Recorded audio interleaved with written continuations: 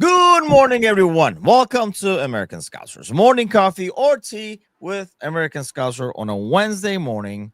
And that's right, number one greatest dad is back in action over here. And more importantly, number two is back in action over here. What's With going on, Gordo? my mom cup. Nothing much. What's going on, guys? Is that a Liverpool mom cup? Yeah. That's That's cute. nice. That's cute. It's appropriate too. It's just mom. It's not just Yes. mom. Oh, okay, that's Right, nicely done. And John is with us, who is barely awake. So So we've warning, been told. yeah, Yeah. public service announcements, but he's barely awake. What's happening? Like you said, barely awake, man. So glad we got the win yesterday because I feel like if we ended with a draw or even, God forbid, we lost that game, I feel like we would have had a bit more of an intense discussion today. But I still feel like we got a lot to talk about considering what happened. I yesterday. mean, It's still pretty interesting. Yeah. If it was a draw, I didn't want to see the penalty kicks. I mean, the thing is, I was on my way. I watched like 10, 15 minutes of the second half on kind of along the way, and I watched it on the sideline because I was going to referee a game. I see their goal. I'm like, you have got to be kidding me. Damn, it's kind of a deal. And then right before the game started is when Liverpool went up. And then I saw the red card, and I was like, are you freaking kidding me? Damn it. And then I was like, you guys better not be as stupid over here because I don't want to show a red card over here. I'll confess, I'm with the for at least for yesterday's game, I'm one of the Gen Z highlight watcher crowd because I did not see a second of the game. I was working. Oh, really? Yeah. So I managed to base everything off of highlights and reading player ratings and everything. Of course, regretted about the Leoni injury though. I heard he was really good. Oh man, he was phenomenal. Yeah. He was really good. I mean, that's the thing, Gordo. He looked like, I mean, I saw him on the sideline, but I'm watching on the phone. I even put it on Discord. I'm like, who the hell is on the sideline? Because they're talking, but they're not talking who it is. And I felt like that was, at that point, one of the brighter spots of the game, having seen him, how comfortable and I guess calm he is for his first performance. And that's what I took from it was he's at home, he gets his first big start, just made a move. He's still so young, and he looked like he's been on this team and in that situation for years. Yeah. And it was refreshing to see. I know he's next to Joe Gomez, who is an ultimate veteran. So he had a lot of probably a good prep time. I'm sure he's been spending plenty of time with Virgin Konate about what to expect, but nothing compares to when you finally do take that step out on the field. And he looked so natural. I'm so gutted because I was like, oh, this is the center back what I think we've been looking for. And he's young. He's got plenty of years ahead of him, but I was really impressed. And it just makes that injury 10 times worse, in my opinion. Mm-hmm. Yeah, it's bad too. It's like an ACL. It takes a long time. I mean, yeah, especially for a young player who probably, I would assume, has never gone through something like this. That's kind of like a tough ordeal to go through. But I mean, if you looked at that game yesterday and you did not know who's what, it looked like Gomez was the new guy in because he was doing some like weird passes and like moves and stuff. And it looked like Leoni was the one that was like the regular one over there. And he was the veteran. He was that calm. He was very good on the ball. I know he played it safe. He didn't send a lot of balls forwards. It was more like he was playing it safe. And it was a lot of sideways passes and stuff like that. But I really liked, which is what when I saw like Van Dijk in the past, when he was like first, like, at Liverpool and stuff.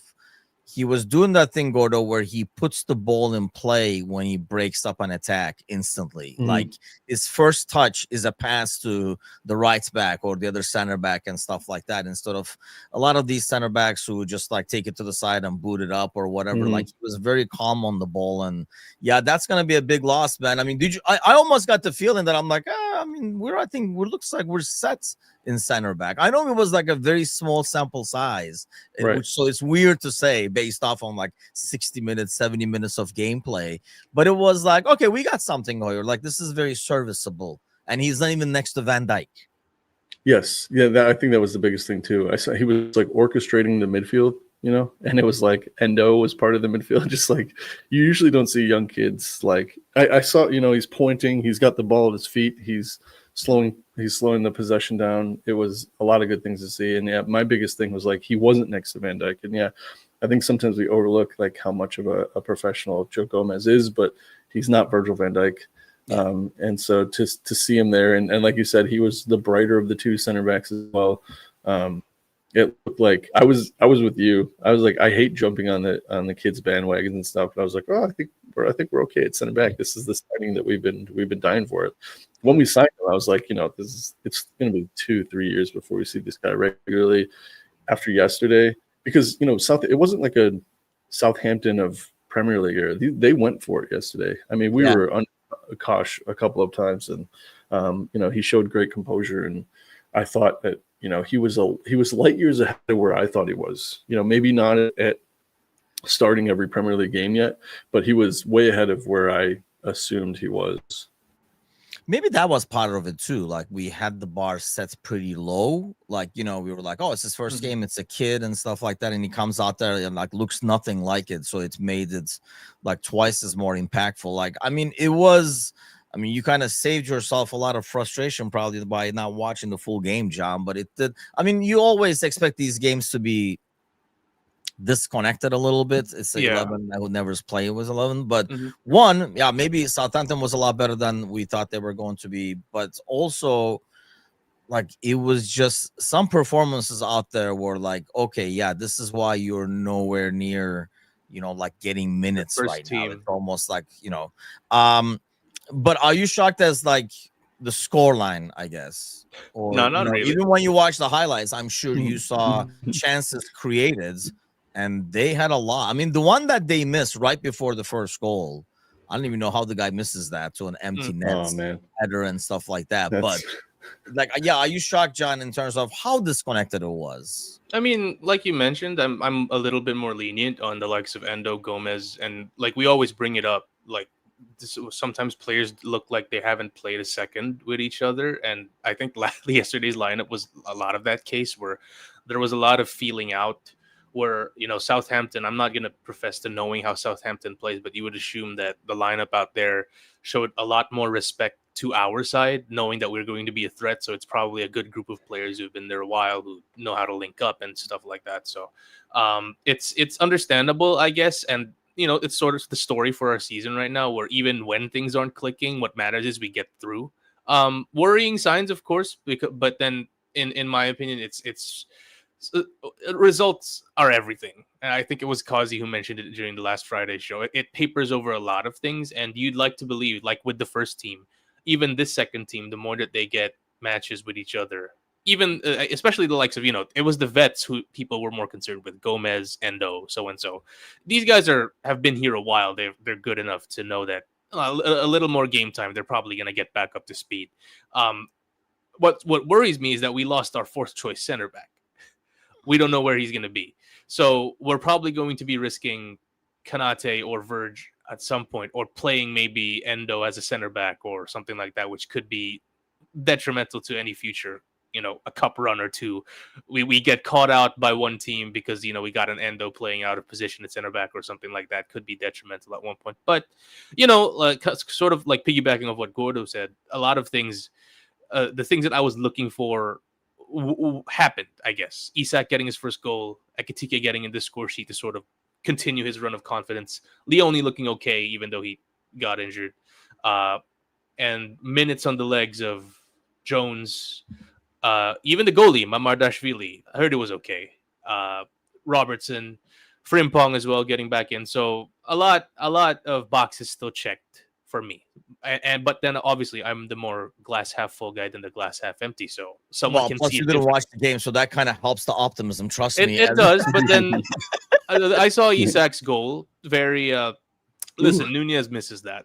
Yeah, let's just say clinical finish. Yeah. Nunez. To be fair, he even said it though. Like he should probably do better with the one that came. It's almost like one of those like the chances that came too early. The one in like within the first minutes, it was kind of like you expect him to do better. You expect that to go in and say that's why Isak is Isak, kind of a thing. I mean, he's not gonna convert every freaking chance he gets. But I felt like when that happened, I was like, you know what? He buries that, and we say, "Aha! See, now that's a scorer kind of a deal." But I agree. Like the finish he had, I don't think it would be. Nunez does not make that because I think he goes to the correct corner by doing that. So Endo, I forgot to by the mention way. Chiesa. Sorry, I forgot to mention Chiesa as well. Right, in Chiesa that was right really wing. good. I mean, Yeah, like and that right probably wing. if you're looking for silver linings, Chiesa was good. Mhm. Rio, I think, was like, I thought he did well. Nothing too special, but it looked like they were they treated that was, I mean, in some ways, Gordo, that was like a really nice thing to see, that they treated Rio like he was Mo Salah, where there was like Yes, two people in front of him at all at times. all That times. says a lot Yes. by itself. Yeah, they kept him quiet, and he still went at defenders, which I liked to see. But they slid the center back or the defending midfielder slid over to cover him along with the right back over there. So obviously considered him some source of chance that we were going to get. It was nice to see, and he handled it really well because again, he didn't do anything. He didn't play out of his skin, but he also didn't lose possession an awful lot. He made a couple of challenges. He also went at the defenders when he felt like he had a chance, even if he was outnumbered. And it was a good display from him. He played a couple of really nice balls across the 18-yard box, and so I liked what I saw. Okay, things that we didn't like what we saw. Probably the top of that list is probably Endo was everybody, I would assume. But this is what I have been saying about Endo for a long time in terms of, being the opposite of being like press resistant for one.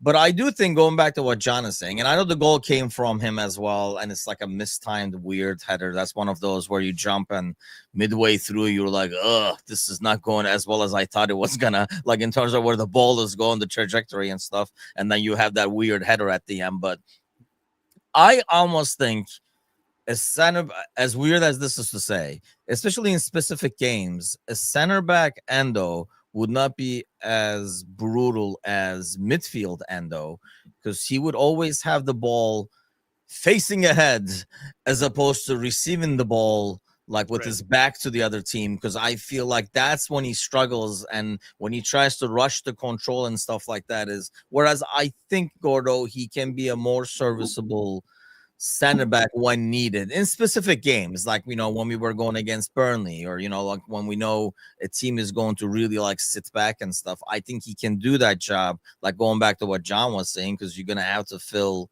that fourth center back spot somehow.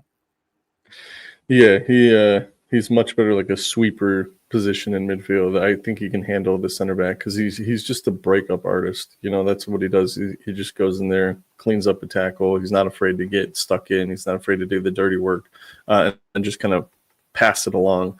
I think you're right. I think being the high press, he didn't get a whole lot of time back to goal. He's not his skill set, and I think we saw that. So, yeah, not a great game. But there aren't many. You can't really point out a whole bunch of games that Endo has underperformed. He usually comes in and does a job for us. So everyone's due for one stinker of a game, and that was Endo's. And fortunately, it didn't cost us. I know it cost us a goal, but it didn't cost us the win. So I think we can, as long as we don't see a handful of those, I think he's okay. But I think it's because of what you're asking him to do. Yeah, I was Like, about to say, in-game. Tim, like, in terms of what our holders have to do, like, obviously I have another eye on this. I have two eyes on this because Gravenberg is the one who does this job as a primary ball receiver coming into the center back and being press resistant with all his turns, either back receiving the ball with his back turned to the defense or with his back or with him facing the defense rather. And it takes some kind of player to pull those off. Not even at a satisfactory level, at a great level, which is what Slot's system requires. So, I mean, being the glass half full guy, I think we're being a little too harsh on Endo because that's not his profile. He's a destroyer. Well, I mean, that's the Yeah. thing. That's why I Yeah. think. I mean, obviously, with his age and stuff, he's not a long-term ordeal. But Yeah, I think he's a destroyer. He's a Fabinho, not a Gravenberg, I would say, in terms of like player yes, comparisons. and Yeah. I've been saying it for years now. That's 2 years, I guess. But Slot system doesn't want a Fabinho. Like everybody wants. Everybody still is looking for that 6. Like we should get a 6 like Fabinho. Slot system does not want a Fabinho. It wants a Gravenberg. It wants a McAllister. And even like when Szoboszlai plays there, it wants a Jones. It wants somebody who's going to be press resistant and be able to like do stuff with the ball. I don't think Endo is that. And I know, like Alan says, Endo isn't terrible. Just not a. I mean, he is not a center back, but I feel like his weakness which is not being anti-person. I think in a game like yesterday where we're trying to win, we start the game and he starts. He doesn't give you what you want. When we put him in, Gordo, let's say in the 60th, 70th minute as a closer, where he is acting not more for like build up and breaking down a defense and all that kind of stuff, but more about, preservation, if you will, to like protect the lead and stuff like that. That's when he's effective, and goes back to what you're saying. Like, he gives you what we want off of him. Mm-hmm. Yeah, and you need those players. And, at this point, we needed him to fill a role, to give some guys some rest. Obviously, we had that's the other part about this run that we're on is, we need to be on our game and as far up to as the 90th minute to win games. We're putting ourselves in positions where, and that is going to be as fun and exciting as that is now. It's A, not sustainable, and B, it's not where I know like Sir Z is not going to want to be in 3 months, because he's going to be on a hospital bed somewhere in Texas. So we can't keep doing that, because then we're going to see Endo put into a lot more positions like this where he needs to play a full 90 minutes in a position he's not comfortable with, because A, we don't have the options because we're wearing everybody else out playing 90 full minutes. So I think this is one that he's going to want to forget. But like I said, if he bounces back and gives us another 3-4 substitute performances where he comes in and absolutely cleans up like he normally does, I think we'll just forgive him for this one.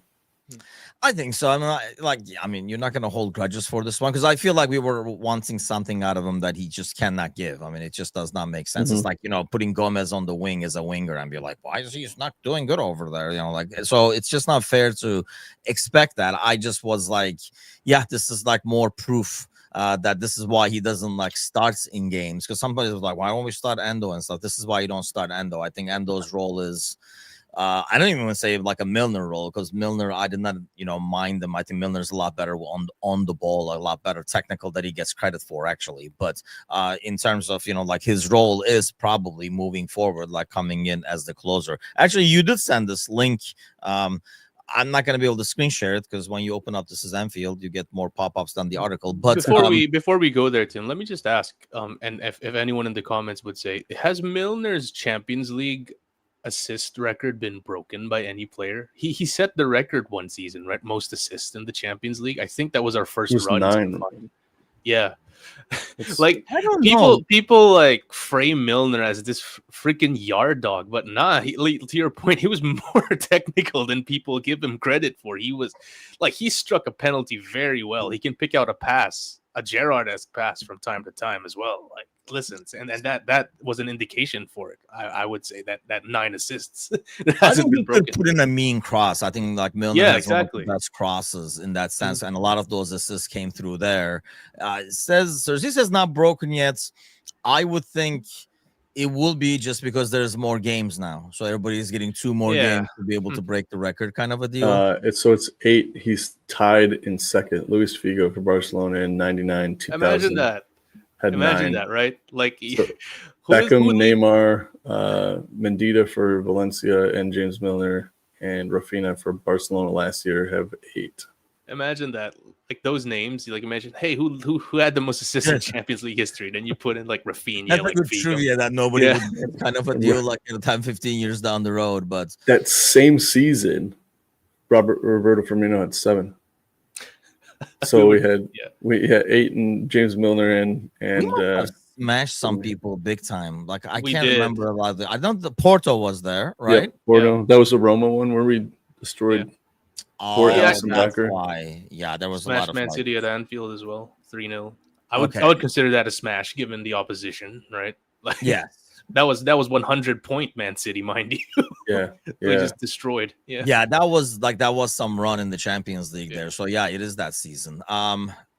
Did you see this, John? I don't know. The thing is, it's bad, but then at the same time, the country gets hit by typhoons all the time. So it's like medication. You get numb to it. You know what I mean? Yeah. You have it a lot. And, the people just keep on keeping on. So, I'm glad to hear at least most of the people I know are all right. So, like I said, I'm not gonna like it's an everyday thing. I'm not going to share this article because it's impossible to screen share anything from Echo or This Is Anfield or anything like that, because you're not going to see anything except 2 lines in between 8 pop-ups and 6 ads. But we have just set the longest run of 1-goal wins in club history. I think it was 5 after scrolling for 50 minutes. I think I saw the answer that it is 5 or something like that. Is that a good thing or a bad thing, John? I mean, Gordo just mentioned it a while ago. At least Gordo, I would think you're in the it's a bad thing camp. Sir Z as well, obviously is in the it's a bad thing camp. As a neutral, it's fun. As someone who values the entertainment aspect of football a lot, it's good, right? But then I totally get the not sustainable standpoint. But my only caveat is it's because I feel like a lot of it is just these guys getting used to each other yet. At this point, if we're still doing the same thing by the time Christmas and January rolls up, I feel like that's when I'll be like super concerned. If I'm putting it here right now, and hopefully the algorithm is kind to me and I can clip this by December and January, if we're still winning goals, if we're still winning games with the 90th minute by 1-goal margins, needing like desperate last ditch stuff, that's when I'll be like, yeah, I don't know. Right now, it's. I mean, if we're still doing it, though, who cares? I mean, honestly, but then we're probably up by 10 points. So who cares at that point? How we're like doing it? Look at you, looking glass half full. Right? I don't think we would be. I mean, I wouldn't be stressing as much if we're already up by 10 points and it comes to the last minutes. You know what I mean? But yeah, I mean, people keep saying it's not sustainable, but it's not. I mean, I understand why people would say, like, including Gordo, that it's not sustainable. Gordo's like shaking like uncomfortably down there. The last minutes part, I think, is not sustainable. Winning by 1 goal, I think, is more sustainable, if you will, because there's that kind of like certain like a mindset to it. Yeah, these last minuters is probably not sustainable eventually. It's not going to happen. But okay, so Gordo, we were talking about this last week. I'm going to show you something on the screen, and I want you to tell me what word association. Yeah, more like a word and a situation association. When I show you and you look at the numbers, what's the first thing that comes to your mind in terms of what should happen? Okay, here we go. This is our TikTok account. Oh yes, all right. So I'm seeing 1,007 followers. What does that mean to you? They're going over the 1,000. Anyone going to ask what it means to me? No, because you know what it's going to mean to you eventually. I don't know anything, man. You were denying it, so now we have an objective third party that I want to ask what it means. Listen. Go ahead, Gordo. Oh, John said listen, so I was going to let him go. I'm going to go after you because I'm going to use the full extent of the American law after you say your piece right here. I'm thinking latest trend, good song, down in tights. I'm thinking just that video alone gets us another 1,000 followers for sure. What was the last one? I will. If you do, look, I am very anti-TikTok. I don't think I'll ever download it. If you dance, I will join TikTok. I will download it just to watch that. The thing is, I'm anti-TikTok too. So what I was gonna say is the evidence that Tim loves to mention. So in the United States Court of Law, evidence that's obtained illegally does not count as evidence. So every time I have been told that I am going to be doing this dance, whether it was with Anan, whether it was you, I had a gun to my head and I had no say in the matter. To be fair, what was like 2 years ago when we first started this, there was only about 8 TikTok followers. 8, to be fair. Yes, there was literally 8 followers. Yeah, most of us, we were not posting anything on TikTok, so you were all very confident. Yeah. You were very confident about if it's 1,000 and stuff like that. There was no gun, but it just seemed like it would never happen. And through what's efforts funny? And posts, we have done it. Now it's your time. You know what? Audrey has offered. We'll talk to her tomorrow to show you work with you on a dance. Unfortunately, I won't be here tomorrow because my shift is in the morning yet. So, but I was about to say, the funniest thing about this is that I played a direct part in my own downfall. Yes. By being the guy who actually you're the one who clicks the buttons for those posts to happen on TikTok. The thing is, though, even if I did try and be smart, you would be like, why aren't we putting anything on TikTok, John? What's going on? Like, I know Tim's just gonna message me at like 8 11 p.m. at night. Like, dude, what's You know happening what? with Yeah, TikTok? I hope people don't get notifications because that's usually, if you're doing anything like, with the wife, like we watch TV, she usually goes to bed a lot earlier than I do. So usually that's my time to do stuff, like if it's like PlayStation or whatever, or website stuff, I do it like 10 p.m. to 2 a.m. or something like that. So there's a lot of messages coming from me to people at like ridiculous hours, but that's because that's when I can kind of like dedicate some time to it. Let's get to this because I think this is probably something that we want to talk about. Mainly, it's going to bring us to the whole Ekitike conversation. So I'm sure it was in the highlights as well, John, that you saw how he got the yellow and how he got the red, right? I mean, because I think how he got the yellow is sorry, dude. Before you go on, I love how you're just hammering it in like I didn't do my job to watch the game. I was at fucking work, man. What I don't want to ask you something about, hey, do you remember what happened in the 15th minutes? Because if you didn't watch the game, you're not going to remember. So you're just like, yeah. I mean, I'm sure the highlights have it, John. Like, look, usually when there's like, when you watch the highlights without knowing the score, if they suddenly show somebody getting a stupid yellow card in the 23rd minute, you're like, there's some foreshadowing over here. This guy is going to get a red card kind of a deal. Right. So I'm sure they showed why he got the yellow card as well. Yeah. Mm-hmm.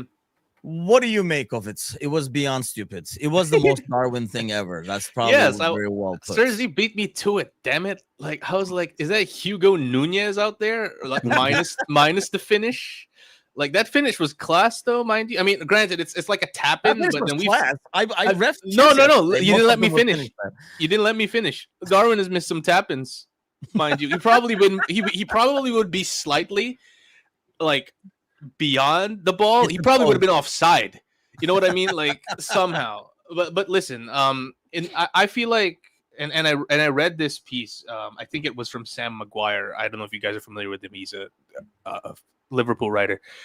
I think a lot of it was his like relief, knowing that he's locked into such a positional battle with such a good player.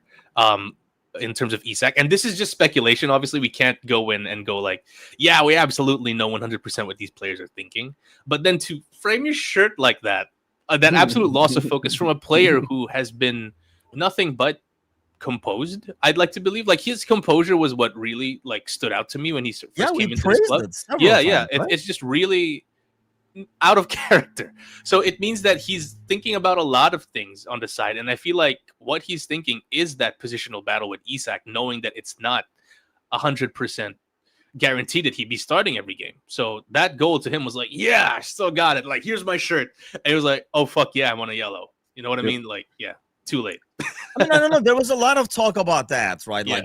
Like he almost came in more frustrated than normal and stuff. But I'm not really buying that as much, Gordo, because he didn't start the Madrid game either, and he didn't play like that in the Madrid game. So it's maybe it was just a brain fart for moments. What was that? I'm sorry. Maybe it was just back-to-back starts that, or he didn't get the start. He got the sub in, and it's just like, come on, like I'm scoring.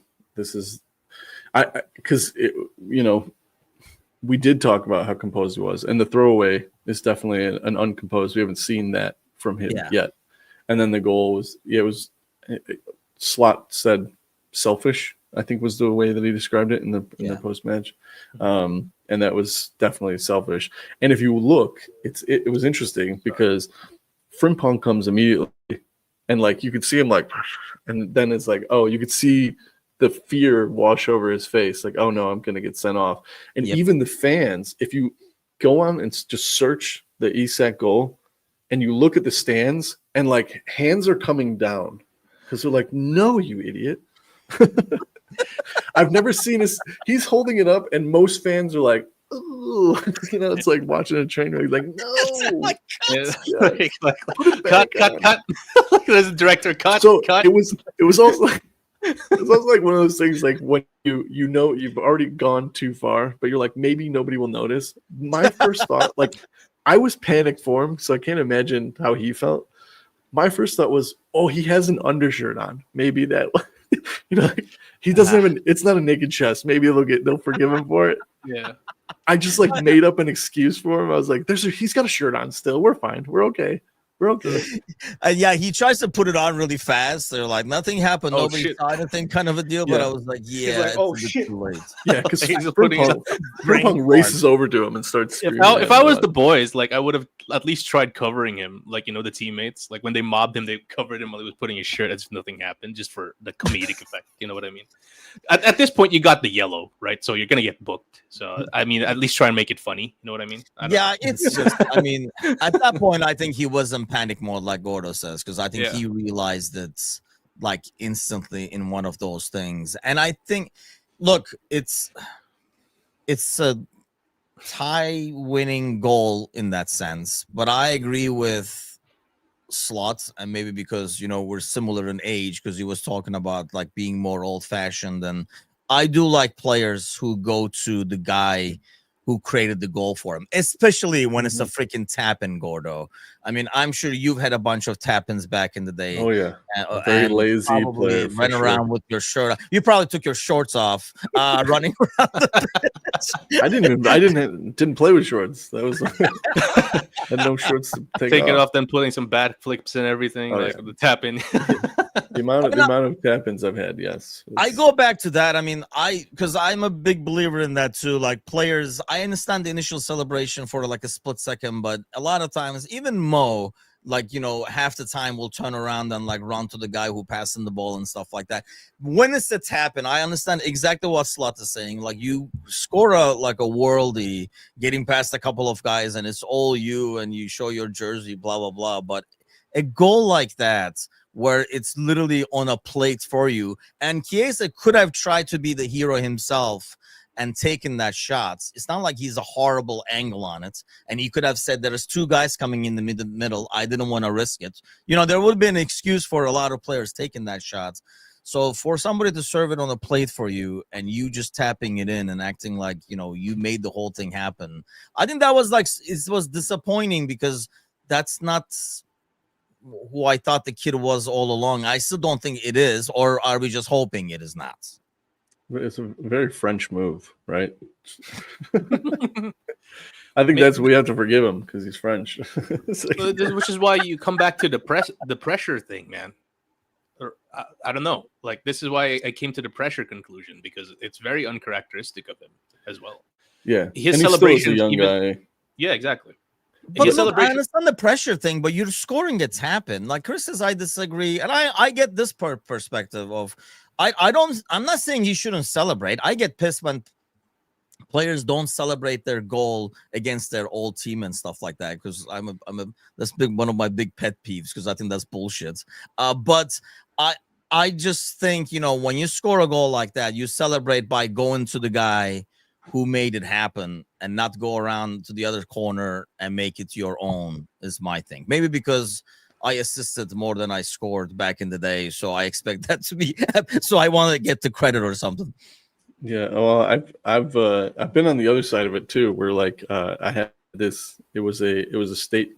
I forget if it was super sectionals or sectionals, and one of my friends who I have still played with. Well, I don't anymore now that I moved, but we were still playing in a beer league together. And he in high school he played these two beautiful through balls over the top. I ran onto both of them. And I missed both. It was just me and the goalie, and I missed both of them. And we ended up winning the game, thankfully, and I had scored. So I made retributions for myself. But his dad pulled me aside and he goes, "You cost my son two assists today." Oh, I'm sorry. So really, his dad went to you? Not by design. Yeah. What the hell? In the parking lot. Accosted me in the parking lot. Jeez. Like jokingly or seriously? Probably pretty. His dad's an interesting guy, so I would assume he's very serious about it. Like you got it. So, okay. When you said an interesting guy, you just didn't want to say jerk. I'll do it for you. He sounds like a jerk.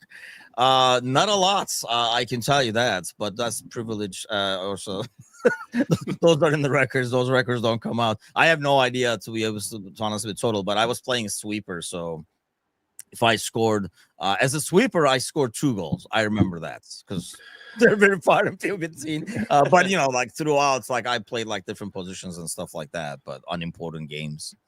Here's what this would be interesting if we're going to go down this avenue. If there is a situation where he's starting to get frustrated, like why? I know that Isak is just come in. I know he's worth that much, but I think I've cemented my place as a starter. And if there is a little bit of that creeping in, what has he done to himself right now? If that was the narrative, if he was feeling pressure and he was feeling threatened, his starting position was threatened, even though he's starting to get annoyed about it.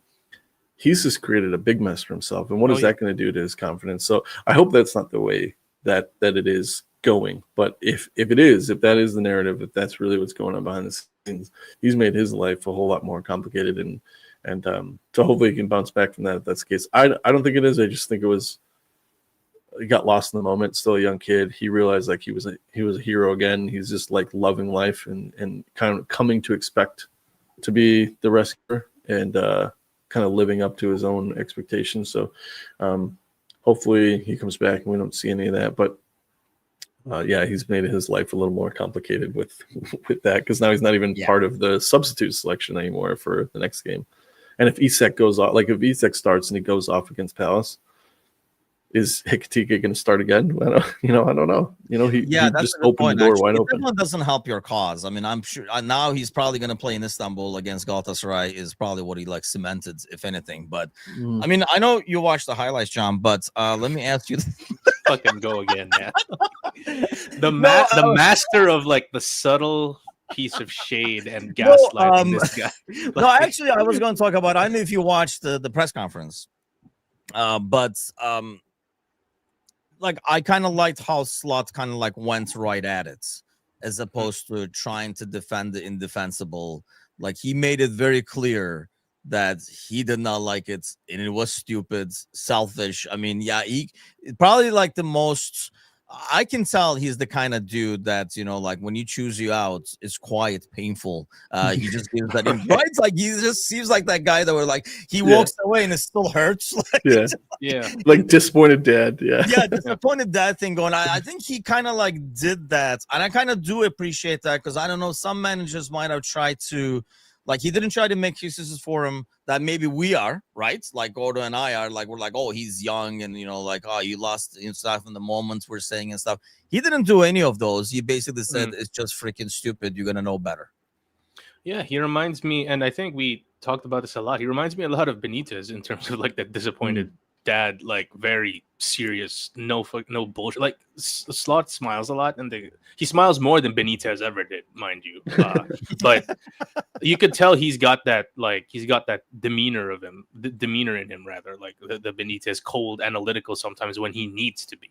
And you could even argue part of the fear in Ekitike's eyes was knowing that, he screwed it up and he's going to be getting a serious talking to from the boss in the locker room. So at times, and actually I would say more often than not, it's been beneficial for us since Slot came in. Like, and I think you could point out to a certain situation last year where he basically went and said straight on live television that we did not rely on Trent as much, and that he needed to improve his defending. Like those were two different instances, right? But then it basically was a departure from Klopp, where with Klopp you could see that he coddled Trent a little bit, you know what I mean? Because he was so integral to the system. He let him get away with a lot of shit. With Slot, he was like, that's not gonna cut it. And we know that 38 minutes, man, without a Trent reference. Way to go. I mean, I didn't know we were counting. Like, is this going to be a thing every show? Where he's so usable in these things, because he was so good, but he was also such a fucking prick in hindsight. Trent, you know what I mean? Like, he was so good, and at the same time, the shit I got those years when I pointed that stuff out. But for the record, I was with you in these shows a lot, and I agreed with you, to be fair. So yes, I will give you the credit on that. But I will. You also said that you're going to dance once we reach 1,000 on TikTok. And again. What is your word worth, John? Jeez, Gordo, come on. Listen, I have everyone turning on me here. Like I don't know when the invisible gun is on your head and when it's not. So it's kind of hard to tell. I don't know if that was. I have no comment. I was advised not to comment by my lawyer. I think the big difference about the reason that Slot smiles so much, to going back to this, I'll get us back on track, is he's a choice ball, right? So he chose to be bald at a very young age, so he had the freedom. Whereas Benitez was going bald, so like there was always. It didn't matter how good it was going for Rafael Benitez.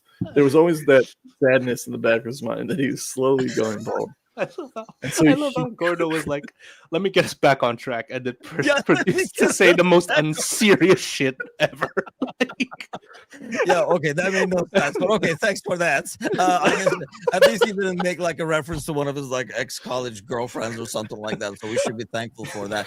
I mean, Sir Z says, by the way, if you're watching live right now, do us a favor, hit that thumbs up. If you have not subscribed, do subscribe because you miss out on, analogies like this that you definitely, I can guarantee you will not get anywhere else. You might not even get on this channel on this Gordo. Really, I'm just funny. Look, ask Serzi. He's a choice bald, and I bet he's a lot happier than some people. Would you say that's Serzi? Actually, you're saying I was going to go with a different quote that Serzi said, but takes away from the fact that he scored the winning goal. Again, I go back to this. I'm sure you saw it on the highlights, John, that the goal is mostly Chiesa, similar to the first goal. Oh, yeah. And all probably lost in this mix. I'm not as I don't think the shame of it is Ekitike like winning the goal, going away with the red card. It's more about Chiesa setting up yet another goal. He set up 2 goals, and Slot went out of his way to mention how well Chiesa played. And he was talking about players who took the chance to show how hard they can work. And, like, I'm like kind of like rephrasing, but in terms of like earning minutes, and some showed the opposites. And he made a point of pointing at Chiesa. So do we get to see more of Chiesa, you think, based off of this performance, or he's so far down in the pecking order that not really? No, I mean, we're not exactly. I mean, we do have options, but then at the same time, on the left and right side, we don't have much options. Like in the left, it's Gakpo and maybe Wirtz, maybe Ekitike, and Ngumoa. There are 2 maybes there and a natural left winger. And then on the right, you have Mo Salah and Chiesa. Chiesa played on the right yesterday, and he is a natural right wing player. So you see him playing in his natural position. Granted, he can play across the front line, which is great. But then from what I remember, he is a natural right wing. So he is a valuable option there if we're looking to have games where we could put Mo off. And the fact that he was lost in the shuffle over the last season or so makes us forget he is a quality player. Like, was why everyone was saying when we got him for the price, he was a steal, because this is what he could give us. He just needs a bit of chances. And to answer your question, hopefully it's the start of him showing up, because everyone, even when it wasn't favorable for him, everyone was like, yeah, we got to see a bit more Chiesa, even though it wasn't warranted. Right now it's warranted.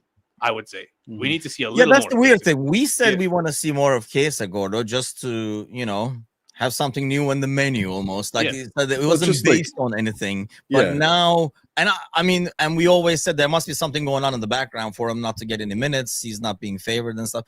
I'll be honest, even yesterday, when you look, there are some times where he is like pressing and he's more like, you can see he gets gassed at times. So there's still like that fitness thing. But overall, he was the one who was doing a lot of running, tracking back, defending, and stuff like that. So do you think we see more of him? Kind of like what John says, now more deservedly.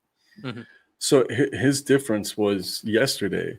The only reason you knew he was on the right side was because that's what it showed in the pre-match like lineups, because he was everywhere. You watch the highlights. One time he's coming in from the left. One time he's coming in right. One time he's coming in, making a tackle straight down the center. Did you see that on the highlights, John?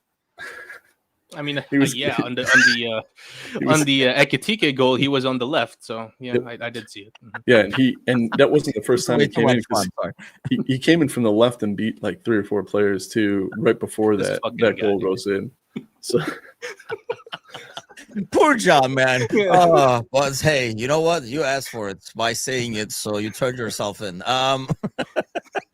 Should have winged it next time. Edward says Chiesa has to start ahead of Gakpo. Damn. I think it's listen. I think we're getting a little on Gakpo a little too much. I don't know. Here we go. The Dutch. No, I just feel he hasn't been good, but then at the same time, like he was before he got injured, he was our second best attacker last year after Mo. Mm-hmm. Yeah. I think we just have to give him a little bit more run before we go into saying like, yeah, we should drop him for Ngomoa or something. Here's an interesting take. With Mo kind of going off the boil and Gakpo going off the boil, is it just a change in system that we're focusing more on attacks from the center because we have a really decent spine now? Our midfield is good. We've got Wirtz kind of leading the charge. We've got Akatike, who's performed better than anyone's thought, and we also just added Isak. Is Mo and Gakpo going off the boil at the same time indicative of maybe a force of like where we start our attacks from? I think we almost like force it down the middle way too much. It feels like at times, like the Burnley game. I was like, can we go out a little bit more wide? And I think we saw what happens when Rio and Frimpong came in that game, where we had some more speed outside wide and stuff like that. I mean, I do agree. I mean, giving shit to John, I do agree with the Gakpo thing. I think it's a little over the top. Here's another thing. I guess I'll ask you this, and I know what Edward is saying. Like, probably we were not even considering Chiesa there as an option a week ago, right? We said Rio, or would Ekitike slide there and stuff like that, right? But are we making, I guess the reverse is, to play the devil's advocate, John, are we making too much of a performance against Southampton? Like, will Slot take this as a performance against Southampton that might not translate into the Premier League? Or does he like just reward basically the work rates and get him some minutes? The thing is, like, I think that argument's a little less moot now because he's had some good performances in the Premier League that some haven't necessarily translated to goals and assists. But then obviously you got the winner against Bournemouth, and then the winner that Ngomoa scored against Newcastle. He was part of that build-up. You know what I mean? Like, he's come in and put in some good, being a good outlet there. Starting with the right, left, or in the middle. I think he's it's a valid concern, but I think it's less than last year. I think he's given us more of a better sample size, if that makes sense, to justify, Slot gambling one game, putting him on the left or something like that. You know what I mean? Or maybe even down the middle, as in Wirtz's position when Wirtz needs to get subbed off. I wouldn't be opposed to it personally. But then at the same time, I feel like, yeah, Gakpo hasn't been good, but let's calm down a little bit here, because you got people wanting to start a 17-year-old week in, week out. You know what I mean? Yeah, I mean, that's fair. But at the same time, do you need some kind of an alternative? Is what's made Gakpo solid, Gordo, the fact that he could kind of alternate with like Diaz, and you could kind of like do the change of pace thing, and he always did. I mean, I don't remember Gakpo doing a full 90 minutes a lot last year. Usually Nunez would come in, shift Diaz to the left, and then eventually Diaz would come out in the 80th minute and stuff like that. So, and it's not like the problem I have with Gakpo, like I say, is he likes coming inside, and this goes back to what you're saying, Gordo. We're not using Kirk he is always using Kirk as the dummy as he cuts inside. I wish he would share and reward the overlap a bit more. I mean, it's one thing to use the overlap to create yourself space. That's half the point of the overlap in the first place, to pull somebody over there. But I feel like Gordo, he is probably, the ratio is like 80-20, 90-10 or something like that, where he tries to use it as a decoy and keeps the ball, as opposed to rewarding the run of the overlap and letting Kerkez be a bit more of Kirkez, which I think kind of adds to the frustration of Kirkez. Yeah, and it could just, like I said, change the system a little bit. We're trying to do different things, and maybe he needs some time to adapt to that, because he was given a more direct role last year. The other thing is, it could be, the Guppy scenario, right? Where like Guppy's going to enhance their attractiveness by surrounding themselves with uglier fish. So if he's starting next to Nunez, it's a lot easier to be a better player. Poor Nunez getting like shots in the dark out of nowhere. He's probably his ears are ringing over there. See, I don't buy this. I never buy this theory. Like, I know what Thursday is saying. In terms of, there is something, I understand there's something to be pushed by somebody, but I don't think, John, that Gakpo is like, well, I'm safe over here, and that kind of like taking it easier. It's just a matter of like some of the decision making, and I almost feel like he wants to score more goals and stuff, as opposed to wants to be the facilitator. Like, Mo wants to score goals as well, and obviously he does. but he's content with being the facilitator at times and going out wide and, like letting somebody run inside or whatever. Whereas I feel like Gakpo is not as willing to be the facilitator. Yeah. And you point out where there's a lot of situations where like feed your left back, and especially since the two players go towards you because they know you're just gonna cut in and shoot with your right. So like you should recognize that the two players are already adjusting to what you're trying to do. So try and do something else. You know what I mean? Like people criticize him that he's the one-trick pony. It's valid to an extent. Like don't get me wrong, Gakpo cutting to his right has been very effective for us last year. Yeah, whether he's crossing the ball or he's going to shoot. But then, there comes a point, and this is me defending him, right? There comes a point where he has to adjust his game. I'm still banking on him adjusting his game to the new system, but then at the same time, like you can only give it so long. I still feel like it's too early, but then if it comes a point where he's still frustrating, not being effective, and being too comfortable, Gakpo, if that makes sense, because one of our criticisms for him was that sometimes he doesn't look interested enough in the game, in a high intensity game. Then you can start putting in the conversations as, maybe we should be starting Chiesa there, maybe we should be seeing how Wirtz is on the left side, or Ekitike or Ngomoa, stuff like that. But right now I still feel like it's a little too early.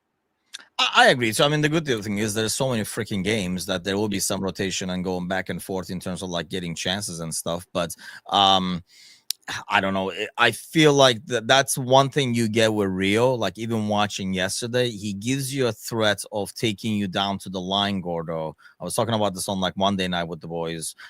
Whereas I don't think you see that as much. You don't get that threat as much with Gakpo. I mean, we've seen him do it, but it's not as much. So it makes it a bit easier to defend because we know what you really want to do. If anything, I can force you to do what you don't want to do and lead you to your left foot and down the line. But it feels like, when you face up Rio, there's a chance that is he going to go this way, is going to go that way. Whereas Gakpo, it feels like it's a bit easier. Maybe it's like, obviously he doesn't have as much of the pace, but he's a fast and strong and big dude. I mean, he has a lot of size. It just goes back to John's, like, and I don't want, I like, I've said that too. Like sometimes it's a one-trick pony. It's probably overstating it, but I think it's like seeing the same thing over and over again. If we're seeing it, everybody's seeing it. Yeah, his touch line is actually the level with the 18-yard box. He really does not like to go in that square back there. He's always looking to come in, and that's sometimes the danger when there are ways of playing, and there are teams that like to have a left-footed left winger who crosses the ball, and there are teams that like a right-footed left winger to cut in and shoot if they have a peg like Gakpo does. And so Gakpo spent his entire career being the guy that you don't have to go to the line. Your job is not to make the cross with your left foot. Your job is to take it across the top of the 18-yard box and shoot. And it causes problems in its own way, but I think if that's all you're going to do, and if you don't have a left foot, which Gakpo is not, I'd have to go back and see, but crossing with his left foot is not something it appears that he likes doing. But he's going to have to learn, especially if Rio is behind him doing that consistently. But Rio does, he prefers to cut in too, but he's not shy of going to the line, where it seems like Gakpo is, if he can't cut in, he's going to turn around and pass it. He's not looking. He's not looking. It's not an option for him to take it to the line and kind of get stuck into a cul-de-sac. Definitely does need to change that part of his game. I think all these things are forgivable right now because we're winning. I think these are going to get louder and louder if these one goal games start going the opposite direction and we start picking them out. So it's better now to kind of get this out of the way and start learning a different way to play while we're up, because like Kazi said, and these wins are kind of paper over a lot of cracks that you see developing in the team. So and luckily we'd have other attacking options, which really didn't last year. I mean, it needed to come from Mo, or it needed to come from Gakpo or Diaz. It wasn't coming anywhere else. And so now that we've got extra options, it could just be that it's overshadowed. Because I think we're going to score a lot more goals this year as a team. We're not going to be as reliant on Salah. We already haven't been as reliant on Salah as we have been. And so goals are going to come from everywhere. So it's going to overshadow. It might be a situation where we're spreading goals. Everyone gets 6, 7, but there's like 8 guys getting 6 or 7 goals this year, as opposed to 2 guys getting 11 or more. I mean, I agree with what Wes says over here a little bit too. I mean, you got to kind of is the casualty of so much change in the front line. I think more than the partnerships, I do think some of that space, because going back to what Gordo was saying, because we are a lot more attacking centrally, it's a bit harder for the winger now to come inside to the middle because it's a little crowded there already because you already have some players, so which brings a lot more defenders. So I think along with the partnership I think mainly is with like Kirkes, like, you know, kind of like understanding how that works and stuff like that and that relationship. But I think with the news, more like the system change and how we're attacking and stuff, that middle is a bit more crowded than it used to be with Wirtz in there, sometimes Soboslai in there, sometimes you have Ekitike who likes to drop back a bit more as well too. So it's kind of like, you know, everything is a bit shuffled. So it goes back to what like Wes is saying. It's a lot of like new partnerships. But if you could tell me one thing that you took away from those highlights, John, like one big thing after you watched the highlights, you're like, this is what I take away from this game. If you could take one thing, what would you take away? Chiesa being a valid option or even like a pseudo starter, if that makes sense, if we're looking to rotate in either the Premier League or the Champions League, because there's a reason why everyone was going like, yeah, we got him as a steal. We got him for a steal when we got him because, like, yeah, he came from an injury, but we know he's a player that can cause defenders problems. He just wasn't given as much of a chance last year for whatever reason, whether it was fitness or Slot wasn't really impressed with him. Well, now I think Slot going out of his way to praise him twice in the same press conference, you know what I mean, is a good indicator that maybe he's gotten Slot on his side. So seeing his quality, seeing him link up, I think he's I think it also helped that he's linking up with forwards who are a bit more in form, if that makes sense. Like whenever he had to come in last year, you know, Diogo wasn't scoring as much, and you know, obviously Nunez. So right now, when he's playing with the likes of Isak, he's playing with the likes of Ekitike. Yeah, he can do more of what he does and set them up better, and it looks way better on him. So yeah, if straight up, Chiesa, man of the match performance, I'd like to see him more. Whether he's eventually starting on that left wing, whether he's coming in as a sub, definitely him for me. How about you, Gordon? I mean, I agree. That's probably my take too, in terms of he became a more viable option. We talked about it before the game. It's, you know, I don't know how much weight it holds when it comes to, you know, Slot's decision making, the performance against Southampton. I'm sure to us, that's the only time we see these guys, but he sees them day in and day out on the training pitch. So I don't know how much weight something like this has, but watching that game, I was like, you know what? He's a viable option that we did not put into the conversation. Like I said, 2 weeks ago, we didn't even consider when we said who's going to play for Gakpo, his form, blah, blah, blah. We always said Rio or Ekitike and stuff. Chiesa was like an afterthought. I feel like, because going back to what John is saying, Slot praised him so much too. It's one thing if it was just us saying, did you guys see Chiesa? Because we want to see him do well. He's like a likable dude, easy to root for. But I think when Slot kind of goes out of his way to praise his professionalism along with Robbo and stuff like that, I think that's probably my takeaway. What is yours? Yeah, I'm going to say this and then I'll hop off because I got a hard stop. But mine was how nice it was to see how deep our bench is. It was good to see all these players that we consider our B team, and they performed exactly the same way that our A team is being, right? And we didn't even blow a 2-goal lead, and this is our B team. So I think like that was what was it.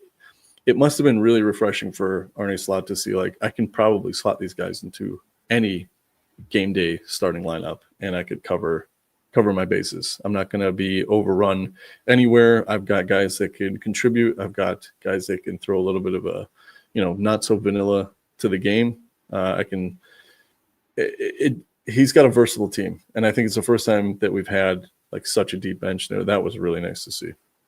Yeah, that's fair. I think, you know, like, and that was with people who are not even considered, like, you know, like you automatically eliminated like 6-7 guys. Oh yeah, we lost them to a meeting. I forgot that he had to go exactly at 10 over there. But this is a valid point over here that Chiesa is the Jones and Elliott of last year, because you would assume that when he plays with better players, like you were saying it's a minute earlier, John, like with the Mhm. Ekitikas and like Isaks and Mo's of the world, that his performance would be elevated. One, he can find more space because the other teams have more to worry about. Mhm. So it's almost like, but we've rarely seen him in these situations. Yeah, the thing is, I've never seen him in a first choice starting 11, Wes. I don't recall a time. I don't either. No. Yeah. So he's always had to come in either late or semi late. So I think he's done enough so far to be given the benefit of the doubt, for us to see what happens when he does. If that's fair, if we could agree on that. Right? Yeah. Mhm. Yeah. I think that's fair. And I think I would hope that he earned it, but like whatever. I mean, yeah, that's the only thing. I don't think he has that many minutes in him. Like I watched him yesterday, and there are times where like, oh, look at him hustle, and then you watch him afterwards. It looks like me right now, where he's like just out of like he's trying to get his breath back. You can kind of tell that he's gassed. So I think he will not have a starting spot yet, but I think he might have the. Like coming in after the 60th and 70th now, as opposed to 85th and 87th and stuff like that. Okay, I think it's fair. We can have him in these Champions League games. Do you think that's fine as a rotation option to maybe Mo or something? The only thing I worry about that is like that was my concern going into yesterday. Mr. Barrett, who's not here right now, in the chat, like was making fun of me yesterday, but I was worried about the disconnect. But to get rid of that disconnect, he does have to play more. Exactly. And he does have to play more with the other guys. But the only way to get that is it's almost like building up a player's like fitness. You get 15, then 20, then 30 and stuff like that. And yeah, that's another thing. He's not in that squad. Was Leoni in that squad? Leoni is there, but then you would think you're not going to take Leoni out and put. Oh, I was wondering if you could do that, is why I mentioned it. I don't know if you can change it now. I don't know what the rules are for like injuries. I don't think it's like the NFL, like where like you can put like injured reserve and then you like replace him with a guy. But you would think we would replace him with a center back unless you are kind of content with Gravenberg playing center back or Endo playing center back when needed and stuff like that. You might end up seeing that here and there based on the games, I think. If he has an AC before game 6, is that the cutoff, Chris? Like, I don't know what the cutoff is. I thought I brought it up specifically. Submitted for the not group stage, but you know what I mean. The first 8 games, I thought that was it. And then for like when you go to the 16 round of 16 and quarterfinals or whatever, then you submit like a new. Because by then you can put in your January transfers and stuff like that in that scenario as well. But my question, Tim, if Chiesa keeps at this pace, like let's say every 3 games he comes in, gets an assist or a goal as a sub or as a pseudo starter in the cup, obviously that'll strengthen the case. At what point does he become like an undoubted option, even in the league games for you? Because obviously we could see in the chat, not everyone is quite yet convinced that he's even an option, to be put in for 45. You know what I mean? In a league game, to see what happens. Like I would not put him as a starter in any Premier League game. I don't think really. So. I mean, even if he continues at this pace. Even if he continues at this pace. Let's say he continues to be effective. A goal. Then you're going into like January, February. Yeah, by then I guess by then it might change. I mean, depends on what you see. Like I don't agree with what Wes is saying there. I think he can praise him and say, but here's the issue: he has to work on his fitness. He can't have 2 back-to-back. I don't think we see him this weekend at all. Like people are already starting him against Palace and stuff. I don't think at all because I don't think he has the fitness to be able to play a 90 and then go play another like 60 or something like that. I don't think he's there. And I think Slot would say that, Wes. I mean, that would be an easy way out. If he needed a way out, I think it would be an honest way out as well. But I don't think you can start him for like playing for full 90, like basically 100 minutes of football for a guy who has not played 100 minutes total. First of all, that's another thing probably in the last few months, and play him 100 minutes and then on the weekend throw him out there again. I don't think you can have that. It's going to be horses for courses kind of a deal, and I think this will be his opportunity to be able to do that. Kevin, don't be playing these games, man. Yeah, You know it's gonna I be a was tough about to game. say, I like the Palace matchup because it's gonna we're gonna see if we've really improved to how we were at the start of the season, because Palace are masters of hitting people on the counter. So we'll see if we've really Yes. improved in that area.